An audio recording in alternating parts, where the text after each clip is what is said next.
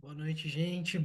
Muito bom ter vocês aqui hoje para a nossa segunda aula, né? Agradeço muito quem veio aí da primeira aula do Por que você não fala outra língua, né? Hoje é a aula 2 desse mini curso de 4 aulas gratuitas que a gente está tendo aqui pela Auro Idiomas, né? Então, muito obrigado por estar acompanhando a gente, né? Na primeira aula, a gente falou um pouquinho sobre alguns dados estatísticos, a gente falou sobre algumas necessidades que a gente enfrenta, alguns desafios pelos quais fazem com que a gente não aprenda outra língua, né? A ideia hoje, na nossa aula, é dar uma continuidade, né, nesses mesmos assuntos, né? Só que um tema um pouquinho diferente, abordando um pouco mais como a nossa cabeça funciona, como é que o nosso cérebro aprende coisas novas, né? Então, a nossa primeira aula se chamava Por que você não aprende outra língua? Hoje é a nossa segunda aula, como funciona o seu cérebro, né? E aí, deixa eu até ativar o apontador laser aqui. Aí, ficou legal. Então, a gente vai ter depois, né, na terça-feira, data de amanhã, inglês na prática, espanhol na prática. Vão ser 2 aulas ao vivo comigo, né? Então, quem está acompanhando a gente desde a primeira aula já sabe como faz para participar dessas aulas ao vivo.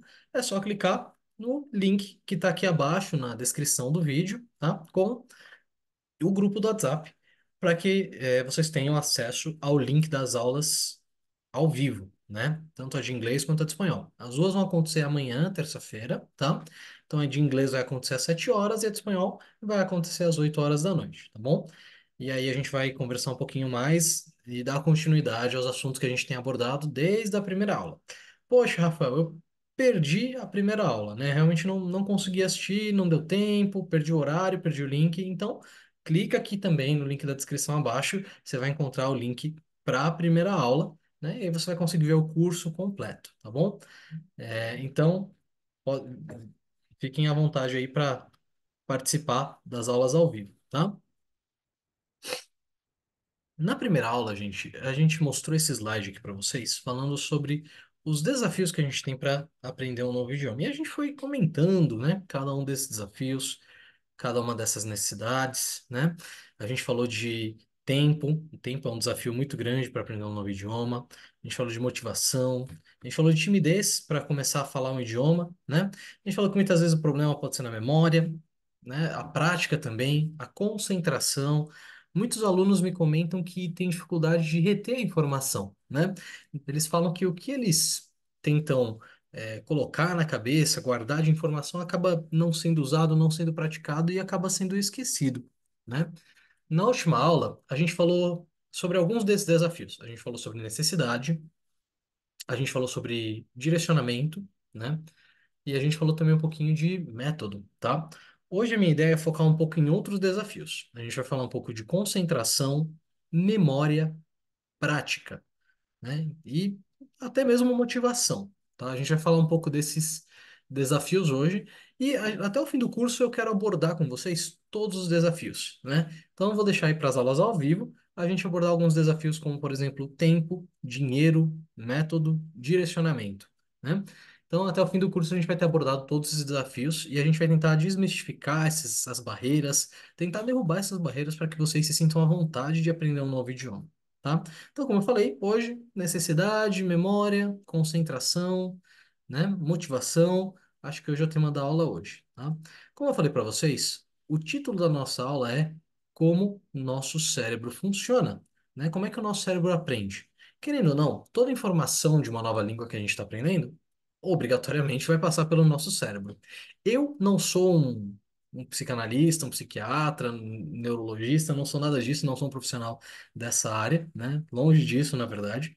Mas eu dei uma boa estudada a respeito de assuntos como o nosso cérebro aprende, né? Peço desculpa para vocês, o telefone tocou aqui, mas vamos continuar, gente.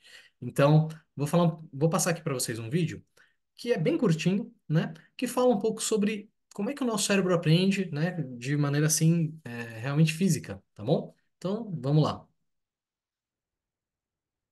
Como será que o nosso cérebro aprende? Vamos ver. Aqui na frente fica a nossa memória de trabalho, onde estão todas as informações de que a gente tem consciência nesse momento. Já a memória de longo prazo está espalhada por todo o córtex cerebral e tudo está conectado pelos mais diferentes caminhos. Vamos ver isso mais de perto. O ambiente externo envia estímulos o tempo todo para o nosso cérebro, através dos cinco sentidos. Alguns desses estímulos chamam a nossa atenção e são filtrados para dentro da memória de trabalho. E essas informações do ambiente que foram para a memória de trabalho funcionam como verdadeiros ímãs. Eles trazem informações que são relacionadas lá da memória de longo prazo.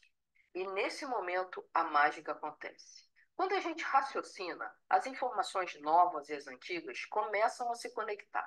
Quando você repete o processo, recebendo estímulos, trazendo os mais interessantes para a memória de trabalho e raciocinando sobre eles, as conexões se fortalecem.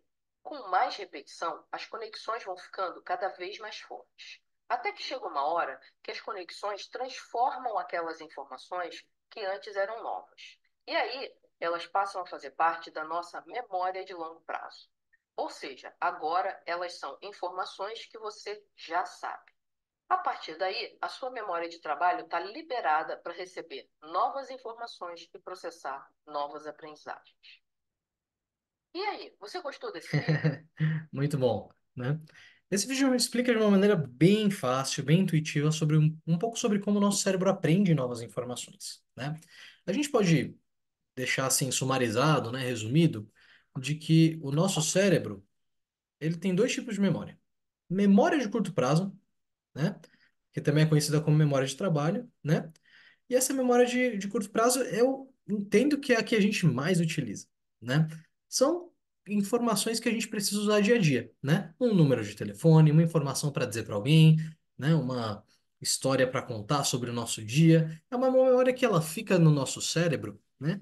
Por um tempo curto, né? Por um determinado período de tempo, enquanto ela se faz necessária, né? E depois dessa memória, uma vez que ela é utilizada, a gente acaba esquecendo dela, acaba descartando, ela fica guardada numa região do nosso cérebro que não vem fácil para a nossa mente quando a gente precisa dessa informação, né?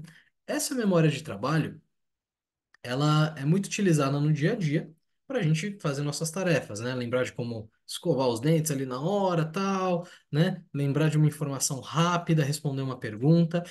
E é interessante que essa memória de trabalho ela vem junto com a necessidade, né? Então, quando a gente precisa usar uma informação, a gente acaba lembrando dela, mas quando a gente já não precisa mais usar essa informação acaba sendo esquecida, né? A gente deixa ela para depois e acaba não usando mais e acaba esquecendo, né?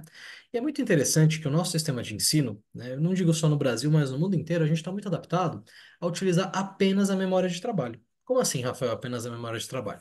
A gente está na escola, né, ou na faculdade, e precisa aprender algum determinado conteúdo para passar numa prova, né? Então, o que que a gente faz? A gente estuda aquele conteúdo, usa ele na prova, no trabalho que a gente está fazendo, e aí depois, o que que acontece? Vocês já devem ter imaginado a resposta. A gente esquece completamente esse conteúdo. A gente nunca mais utiliza esse conteúdo na vida. E se pede para a gente falar sobre esse conteúdo de novo, ou explicar sobre ele de novo, né? Não tem jeito, a gente não consegue lembrar. Um exemplo clássico, né? Todo mundo reclama do triângulo retângulo, né? E Pitágoras, que a gente tem que fazer ali cateto ao quadrado, mais cateto ao quadrado, igual hipotenusa ao quadrado, né? Que a gente nunca mais vai usar isso na vida. E aí a gente acaba não usando mesmo e acaba esquecendo, né? Essa foi uma informação que a gente usou ali na escola, no ensino fundamental, ensino médio, e depois, como não usou mais, ela acabou sendo esquecida, né? Ela foi uma memória de curto prazo ou uma memória de trabalho. E o grande problema é que a gente não se acostumou, durante os nossos anos de escola, de faculdade, a criar memórias de longo prazo. Colocar informações que faz com que o nosso cérebro possa guardar por muito tempo, né? Eu gosto muito do videozinho que eu mostrei para vocês agora há pouco, porque ela fala algumas chaves para a gente criar essas memórias de longo prazo. Ela fala da repetição, né? Ela fala de que é uma informação que a gente tem que ver repetidas vezes, várias vezes, e exercitar essa informação, né? Colocar essa informação em prática muitas e muitas e muitas vezes, né? Então, quando a gente começa a repetir, né, essas conexões no nosso cérebro se fortalecem. E aí essa informação que antes estava ali na memória de trabalho, uma memória de curto prazo, acaba virando uma memória de longo prazo, né? Então, com repetições, conexões fortalecem, transformando informações em memória de longo prazo, tá? E é mais ou menos assim que a gente aprende uma nova língua. Quando a gente consegue transformar memórias de curto prazo em memórias de longo prazo. Né? Então, quando a gente consegue pegar uma memória que está ali no nosso cérebro, que a gente usou uma, duas vezes, e consegue fortalecer aquela conexão, né? Ela se torna uma memória de longo prazo. Muita gente fala, por exemplo, que na escola, quando vai aprender inglês, aprende só o verbo to be, né? E aí você sabe até me explicar o verbo to be ali, conjugar I am, you are, he, she, it, is, né? Você consegue até me explicar. Por quê? Porque você viu essa informação tantas vezes, ela foi repetida para você tantas e tantas vezes, que ela acabou se tornando uma memória de longo prazo, né? E aí o ponto é que a gente tem que fazer isso não só com o verbo to be, mas com todos os outros elementos de um idioma, seja o espanhol, seja o inglês, seja qualquer outro idioma que a gente esteja aprendendo, né? A gente tem que tentar transformar essas repetições em memórias de longo prazo, né? Exige um esforço, exige um sacrifício nisso, né? E como é que a gente aprende coisas novas, né? Olha que interessante. A gente aprende coisas novas por meio dos nossos sentidos, né? Lá no vídeo, se vocês podem voltar, fica à vontade, né? Mas se vocês prestarem atenção, quando eu estava mostrando o vídeo para vocês, em determinado momento do vídeo aparecem desenhos que representam todos os nossos cinco sentidos: o tato, a visão, o paladar, o olfato e a audição, né? Vou dar aqui dois exemplos para vocês, bem simples, né? Às vezes, a gente sabe que uma comida é gostosa só pelo cheiro, né? Porque a gente já sentiu o cheiro daquela comida que a gente gosta tantas e tantas e tantas vezes, que a gente já sabe pelo cheiro, minha mãe tá cozinhando, aqui minha mãe cozinha um bolo de maçã, que eu gosto muito. Aí quando eu chego na casa da minha mãe, tem um cheirinho de bolo de maçã, eu fico até feliz, né? Eu falo, nossa, tem bolo de maçã, né?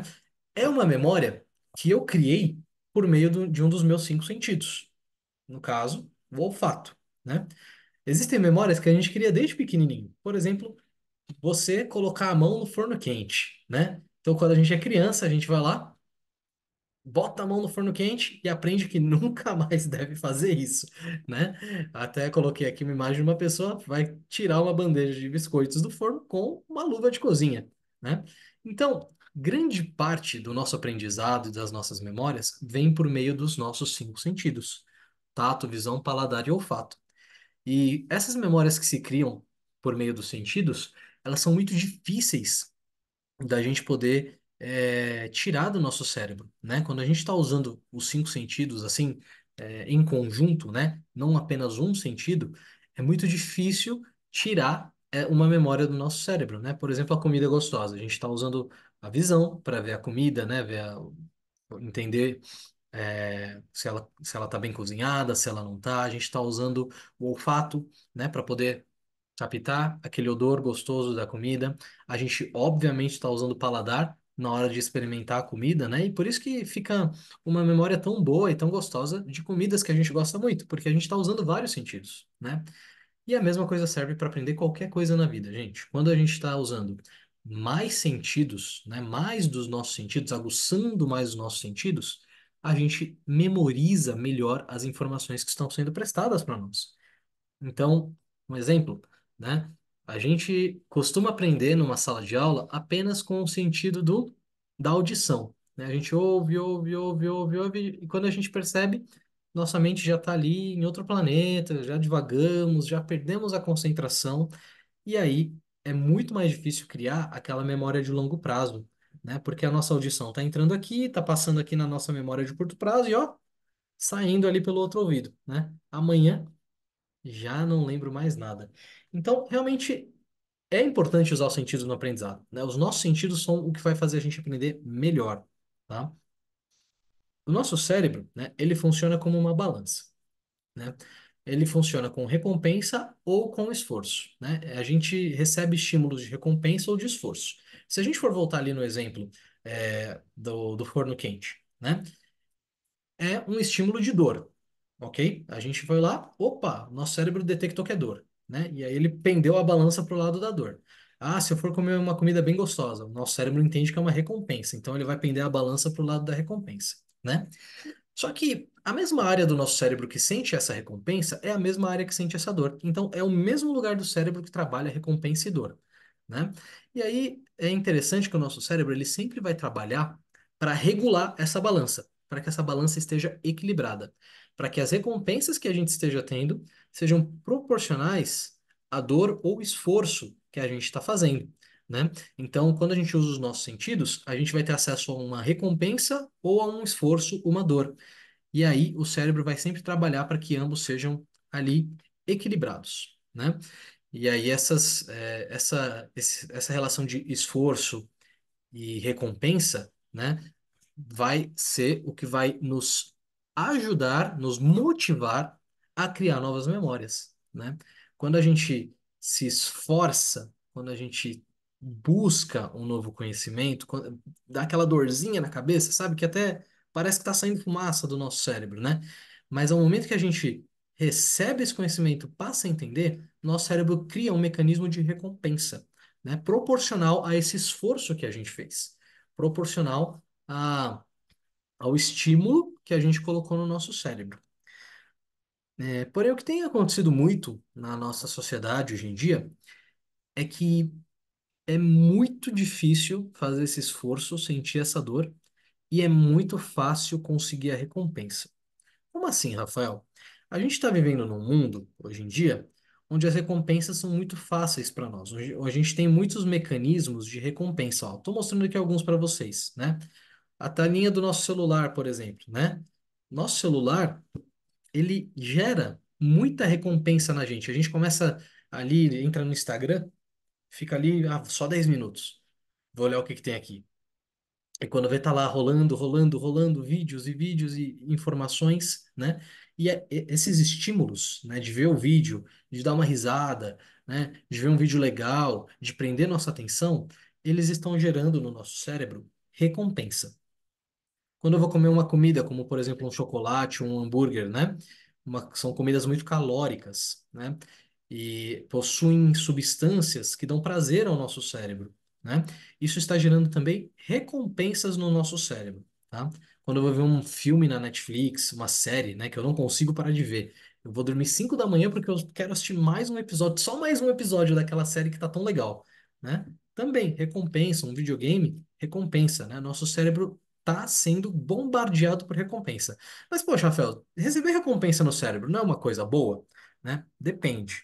É bom receber recompensa no cérebro. Mas lembra que eu falei que o cérebro é uma balança que sempre está tentando se regular? Quando a gente tenta só encher nosso cérebro com recompensas, a balança do esforço e da dor, ela fica lá para cima, né? Ela fica totalmente desequilibrada. O nosso cérebro ele desregula completamente. E a gente, quando o nosso cérebro está desregulado quimicamente, né, quando eu recebo muita recompensa e pouco esforço, pouca dor, nós geramos em nós mesmos, no nosso corpo, no nosso cérebro, algo que a gente conhece como estresse. Estresse. É isso que acontece quando ou a dor ou a recompensa está desbalanceada. O nosso cérebro ele não consegue se regular, porque a gente está mandando com os nossos sentidos tantos estímulos, né? Tantos estímulos ruins, ou não digo ruins, mas fora do momento adequado, que a gente desregula o nosso cérebro. E é por isso que, por exemplo, a gente vive hoje numa das sociedades mais estressadas, mais deprimidas, mais ansiosas, mesmo com tanto acesso a recompensas.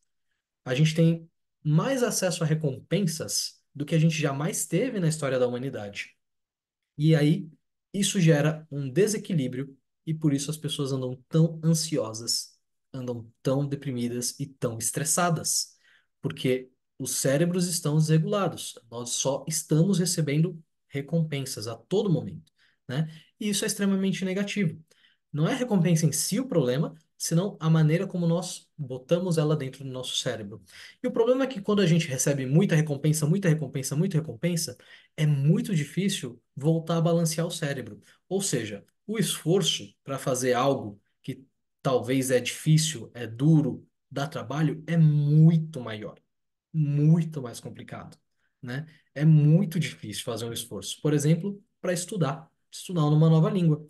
A gente não consegue fazer esse esforço porque não parece ser uma recompensa para o nosso cérebro. E a gente já viciou o nosso cérebro em recompensa, recompensa, recompensa, e aí fica muito difícil a gente aprender algo novo, aprender um novo idioma, uma nova matéria, seja lá o que for, porque o nosso cérebro ele já está viciado em recompensas e não em esforço e dor, né? Mesmo que esse esforço gere no futuro alguma recompensa, né? Ele acaba sendo muito difícil de ser feito, porque o nosso cérebro não está acostumado para isso. Um outro exemplo, até manter conversas longas.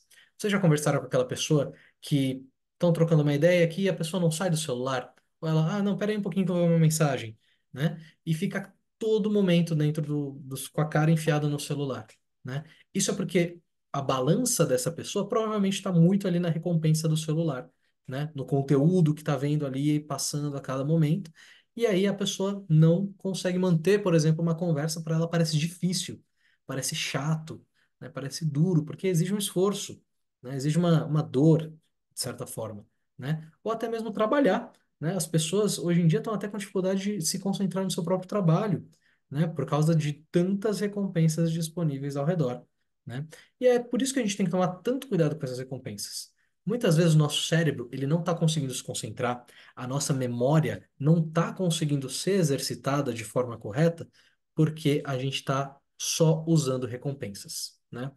E aí, eu não vou entrar muito nesse ponto, mas existem vários métodos que a gente pode utilizar para tirar, né, desintoxicar nosso cérebro de tanta recompensa e poder conseguir focar um pouco mais no esforço. É difícil, é bem duro, né? Mas é muito mais recompensador quando a gente tem um esforço muito grande, né? O nosso mecanismo de recompensa ele é regulado, nosso cérebro é regulado e a gente acaba sendo muito mais produtivo, né?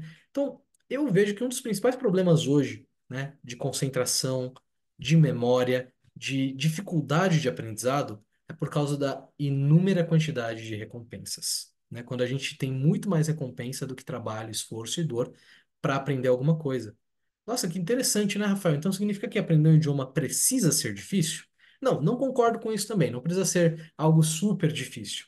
É que para nós pode parecer difícil dependendo do estilo de vida que a gente está levando, né? Se eu só foco em Netflix, celular, comidas que talvez não são muito legais, né, para nossa saúde, é muito mais difícil a gente conseguir aprender qualquer coisa, né? Não digo só o idioma, mas qualquer coisa nova, né? Quais são algumas atividades que a gente pode fazer para tentar rebalancear nosso cérebro, né? Para tentar fazer com que o nosso cérebro aprenda melhor, tá? Então, tenho aqui algumas ideias, né? Por exemplo, associação de esforço e recompensa, né? A gente pode se esforçar tendo em vista uma recompensa, né? Muitos estudantes, por exemplo, gostam de estudar ali 40, 45 minutos e aí dar uma respirada, relaxar, tomar uma água, né? Jogar 15 minutos no videogame e aí volta 40, 45 minutos a estudar, né? Isso, por exemplo, que eu falei, é uma associação de esforço e recompensa, né? É um jeito de equilibrar a balança. Isso é treinar nosso cérebro para mostrar que o esforço que a gente está fazendo vai ser recompensado, né? Que o esforço que a gente está ali ralando para conseguir, para dar certo, vai ter uma recompensa depois. Outro ponto que pode nos ajudar muito a aprender, né, e balancear nosso cérebro é um sono de qualidade. Reparem que algumas das recompensas que eu mencionei ali para vocês no slide anterior podem potencialmente tirar o nosso sono, né? Aquele episódio a mais da Netflix, rolar o celular até tarde, ficar jogando videogame, isso pode tirar um sono de qualidade. E muitos cientistas já falaram que para que a gente possa aprender algo, para que a gente possa gerar memórias de longo prazo, é necessário um sono de qualidade. Se a gente não tem um sono de qualidade, eu não vou gerar memória de longo prazo, né? Manter o foco, né? O que que eu quis dizer aqui com manter o foco? Quando a gente vai aprendendo algo novo, por exemplo, vocês aqui nesse curso, espero que estejam aprendendo algo novo. A gente precisa tentar eliminar distrações. Eliminar aquele do celular, né? Meu celular tocou agora há pouco aqui, né? Tá vendo? É uma distração, né? É uma distração que a gente precisa eliminar, né? Precisa tirar da nossa frente. Isso nos ajuda a manter o foco naquilo que a gente está aprendendo de novo. Outra coisa que pode nos ajudar a balancear o nosso cérebro para aprender coisas novas é utilizar todos os sentidos. Lembra quando eu falei da comida que a gente usou vários sentidos e aí aprendeu que aquela comida é boa? O grande problema da sala de aula, como eu disse, é que normalmente a gente só usa o sentido da audição, né? Mas quando a gente procura usar mais sentidos do nosso corpo para aprender um idioma, a gente pode saber, lembrar, né? Criar memórias de longo prazo mais facilmente. Como é que eu faço, Rafael, para usar os sentidos, né? Para aprender idiomas? Que coisa louca, né? Não é só audição e visão. Não, a gente consegue usar mais sentidos, né? Por exemplo, o paladar. Você está comendo uma comida diferente, algo que você gosta muito. Como é que é o nome disso em inglês, né? Vamos tentar lembrar? Você está aí jogando um esporte, né? Ali utilizando teu corpo, né? Como é que eu falo isso em espanhol, né? como é que será que quer dizer? Eu tenho um irmão, eu falei, usei o exemplo do meu irmão, né? Na aula passada eu falei um exemplo dele. Ele gosta de videogame, né? Ele gosta muito de videogame. Então, a gente tenta associar ali frases e termos do videogame à língua inglesa. Ele está aprendendo inglês, no caso, né? Então, isso pode ajudar, né? Utilizar todos os sentidos vai ajudar a gente a aprender, né? A balancear o nosso cérebro. Como eu falei, né? Evitar o excesso de estresse. Para os dois lados da balança, gente. Não é para você se matar também de estudar e de trabalhar, porque você vai acabar ficando estressado também. Você vai estar desbalanceando para o outro lado, para o lado da dor, para o lado do esforço, né? E o nosso cérebro não aguenta ficar com dor e esforço toda hora, né? Mas também tomar cuidado com aquelas recompensas fáceis, né? Isso gera estresse, tá? Isso gera muito estresse. Então, é importante que a gente tenha essa balança bem clara, né? Parte de evitar a dor e o esforço é o descanso, né? A gente às vezes precisa descansar. Eu trabalho com custos, com orçamentos algumas vezes, e está muito difícil de eu identificar algumas informações que eu preciso naquele orçamento. O que que eu faço? Eu saio um pouco, né? Vou tomar uma água, tal, estou evitando o meu estresse, para depois eu voltar, olhar com mais calma, mais tranquilo, e aí eu consigo ver e encontrar a informação que eu preciso, né? E uma última dica para a gente balancear o nosso cérebro na hora de aprender é usar da familiaridade. Sempre se basear em fatos e informações que a gente já sabe, já conhece, para poder aprender algo novo, uma nova língua, por exemplo. Tá bom? Existe, por final, aqui eu quero comentar com vocês uma metodologia que é muito legal sobre aprendizado. Essa metodologia é de um psiquiatra chamado William Glasser, né? O William Glasser ele foi um homem que estudou muito o cérebro das pessoas, né? E ele percebeu que a gente, utilizando, né, todos os nossos sentidos, a gente consegue aprender mais coisas, né? Então, por exemplo, muitas vezes, quando a gente quer aprender um novo idioma, uma nova língua, o que que a gente vai fazer primeiro de tudo? A gente vai começar a ler a respeito, né? A gente vai ler um livro, a gente vai ler uma apostila, a gente vai tentar consumir informação via leitura. A leitura é muito importante, muito benéfica, mas ela não é tudo. Estudos dizem que quando a gente apenas lê a respeito de um conteúdo, eu quero aprender espanhol, por exemplo, eu vou ler a respeito de como aprender espanhol. Se eu fizer só a leitura, eu vou aprender cerca de 10% daquilo que eu tô lendo, né? O que é muito pouco se a gente for comparar em tudo que eu posso aprender. Se eu escutar alguma coisa que eu quero aprender, né? Escuto um professor falando, né? Esse é o clássico, é a gente na escola ali, né? Que não, o que que a gente aprende mais ou menos? 20% daquilo que o professor está falando, né? Se eu vejo alguém fazendo alguma coisa, por exemplo, se eu vejo alguém ali na rua falando espanhol, falando inglês um com o outro, né? Eu observo minha taxa de aprendizado sobe para 30%. Poxa, e olha que legal, se eu começar a aliar os meus sentidos, ó, a visão e a audição, né? Eu vejo, escuto, eu começo a aprender 50%, né? Se eu ver, se eu ouvir, se eu assistir uma aula, né? Se eu ouvir com atenção, se eu ler. Entendem que eu vou começando a aliar visão, audição, quem sabe até olfato, né, numa conversa, em- numa, numa discussão, né? Posso usar o tato, enfim, né, para sentir o que eu estou falando, para falar com a pessoa, né? Começo, ó, a melhorar a minha taxa de aprendizado. É interessante que se eu discutir sobre aquilo que estou aprendendo, né? Se eu começar a discutir sobre um determinado assunto, por exemplo, o aprendizado de um idioma, eu posso começar a discutir, olha, uma estratégia boa para aprender assim é essa. O inglês, eu percebi que se eu falar desse jeito, meu sotaque melhora e não sei o quê. Se eu começo a discutir com outras pessoas, trocar ideias, trocar informações, meu aprendizado vai subir para 70%, né? E se de fato eu começar a fazer, se eu começar a tentar falar, apesar da minha timidez, apesar da minha dificuldade, né? Se eu começar a fazer, se eu começar a falar um novo idioma, mesmo sem saber, mesmo falando errado, gente. Comentei isso na última aula, né? É importante falar, mesmo que seja totalmente errado, tá? Se eu começar a fazer isso, meu aprendizado vai subir para 80%, né? E por fim, essa aqui eu gosto muito. Se eu ensinar para alguém aquilo que eu estou aprendendo, meu aprendizado pode subir para 95% de taxa de sucesso, né? Eu vou aprender 95% daquilo que eu realmente estou lendo, escutando, vendo, discutindo e fazendo, né? Eu gosto muito desse último passo, ensinar para alguém aquilo que você está aprendendo, né?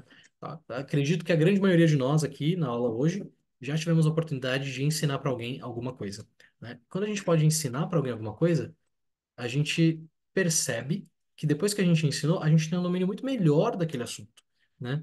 Professores, né? Professores normalmente eles sabem muito do que eles estão falando, né? Eles têm muito embasamento para poder dar a aula deles. Por quê?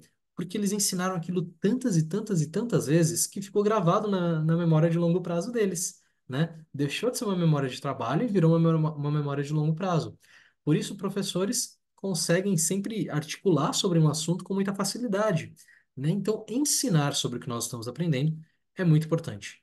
Pensem nessa metodologia na próxima vez que vocês começarem a estudar um novo idioma, inglês, espanhol ou qualquer outro idioma, né? Ler e escutar pode não ser o suficiente, tá? Ler um livro e escutar uma aula pode não ser o suficiente. A gente precisa fazer mais que isso, né? Aquele mecanismo de dor, de esforço do cérebro, tá? Mas a recompensa que vem é totalmente proporcional, porque o nosso cérebro ele busca se balancear, tá sempre no mesmo nível, tá? Então, esse foi o tema assim da aula de hoje, né?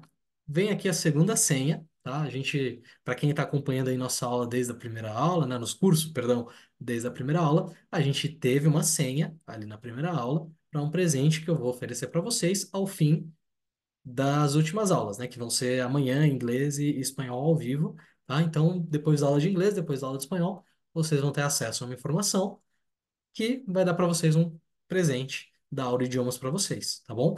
Mas quem é que vai ganhar o presente? Quem tiver as senhas que eu tô dando aqui nas aulas, tá? Se você perdeu alguma senha, se você perdeu a senha da primeira aula, volta lá na primeira aula, né? Já falei, o link tá aqui embaixo, o link da aula, tá? Na descrição do vídeo. Volta lá, vai procurar qual é a senha, tá bom? Que eu coloquei ali para a primeira aula. Então, anota aí a segunda senha para essa aula, tá? E amanhã, terça-feira, vocês vão receber o presente de vocês, se vocês tiverem anotado as duas senhas, tá bom? Agradeço muito a participação de vocês nessa aula de hoje. Espero que vocês tenham gostado e que esse conteúdo tenha agregado para vocês. Deixo aqui um QR Code. Por favor, aponte seu celular aí na tela. Deixe a sua opinião sobre essa aula. O que que você achou? Qual foi sobre o conteúdo, sobre a abordagem? Se você acha que havia algum ponto de melhoria, por favor, responda a nossa pesquisa de satisfação. E também te convido a seguir a gente no Instagram, @auro.idiomas. Quiser falar com a gente, lá tem mais informações sobre a nossa escola de idiomas, ok? Então, agradeço novamente a presença de vocês e desejo uma boa noite, um bom descanso. Tchau, tchau.